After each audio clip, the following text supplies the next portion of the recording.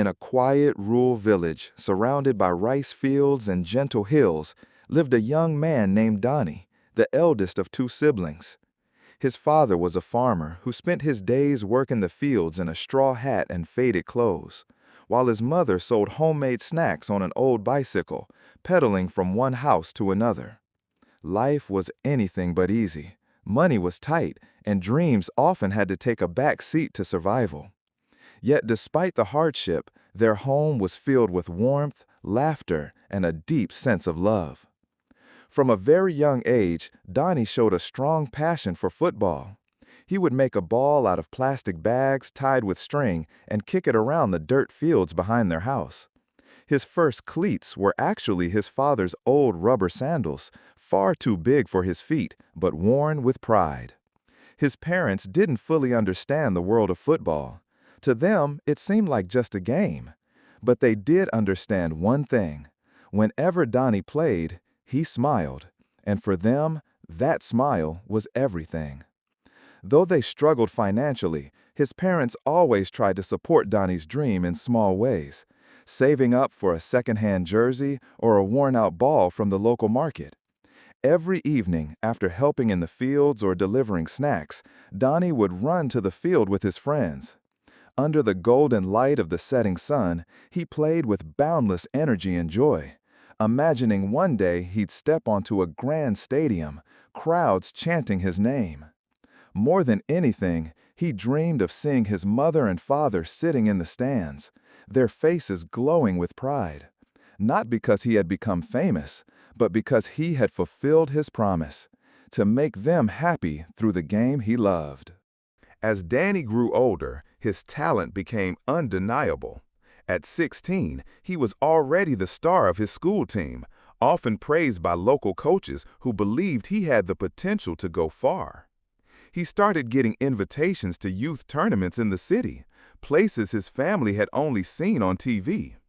Every match was a new chance, not just to prove himself, but to take one step closer to lifting his family from poverty. But talent alone was not enough. The city tournaments required travel expenses, proper gear, and sometimes even fees that Dani's family simply couldn't afford. His father, now aging and worn from years in the fields, began falling ill more often. His mother tried to earn more by baking at night and selling during the day, her back aching from exhaustion. Then came the whispers from neighbors, relatives, even teachers. Dani should give up football. It won't feed his family. He needs to find real work. The pressure grew stronger as his father's health declined. Some said football was just a dream, and dreams didn't belong to people like them. Dani was torn.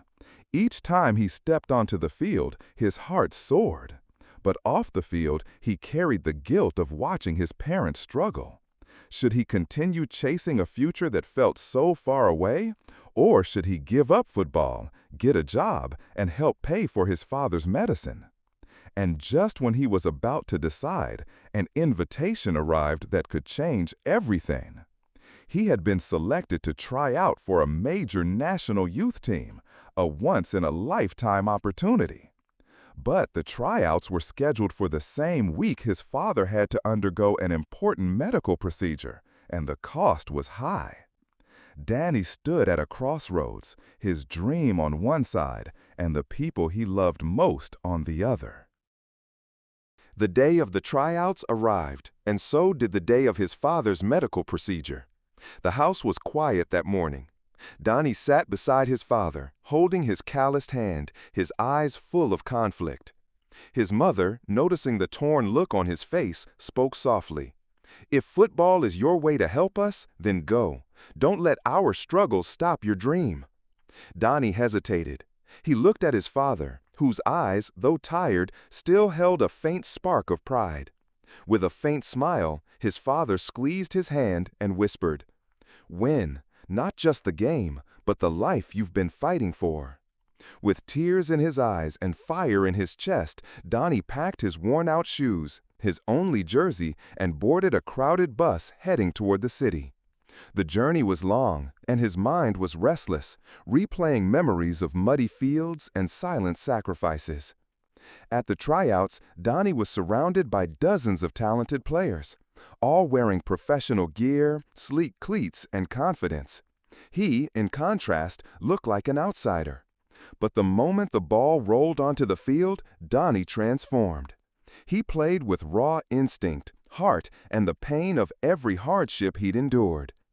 Every sprint, every tackle, every goal was for his parents, for the nights they went hungry, for the days they worked under the burning sun, and for every single thing they gave up so he could dream. The scouts watched closely, and as the final whistle blew, Dani stood in the center of the field, sweat pouring, chest heaving, but with a smile that said, "I gave it everything." That evening, as the sun dipped behind the skyline, Dani received the call. He had made the team. Weeks turned into months. Dani trained harder than ever. The adjustment wasn't easy, living in the city, being far from his parents, facing fierce competition. But every sore muscle, every sleepless night was fueled by a single promise he made, to make his parents proud. With each game, he rose in rank. His name began to appear in local newspapers, then national match reports. Slowly, money began to come in, enough to send home, enough to help pay for his father's treatment, and eventually, enough to buy his parents something he had always dreamed of: comfort. One day, after winning his first official league match, Dani returned to his village. Not with a limousine or cameras, but with something far more meaningful: a signed jersey, a framed photo of him standing on the pitch, and a brand new pair of shoes for his father, who had long given up buying anything for himself. When he stepped through the doorway, his mother cried. His father, now healthier and stronger, hugged him tightly. "We didn't raise a football star," his father whispered. "We raised a good man." And that night, as the family sat under the stars, Dani looked up, not at the sky, but at the faces of the two people who had given him everything. He realized that the true victory was not in the trophies or applause, but in finally being able to give back to the ones who had always believed in him, even when no one else did. Years passed. Dani's name became known not just in his village, but across the country.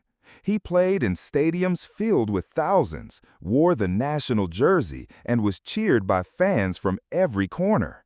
But no matter how high he climbed, he never forgot where he started: a dusty field, a plastic ball, and the sacrifices of two people who gave him everything. In one of the biggest championship matches of his career, Dani scored the winning goal. Cameras flashed, chants echoed, and reporters rushed the field. But while everyone celebrated, Dani walked calmly to the sidelines. There, standing quietly in the VIP seats, were his parents. His father in a new jacket, his mother in her favorite scarf. Their eyes met. He raised both arms, then pointed to them. "This is for you," he mouthed. Later, during the post-match ceremony, as he received his medal, Dani pulled out a small, worn object from his pocket, the same plastic bag ball he once played with as a child. He held it up for the cameras, a tribute to humble beginnings and to the love that shaped him. He would go on to build a football school for children from underprivileged communities, naming it after his parents. His dream had come true, but more importantly, it had become the dream of many others too.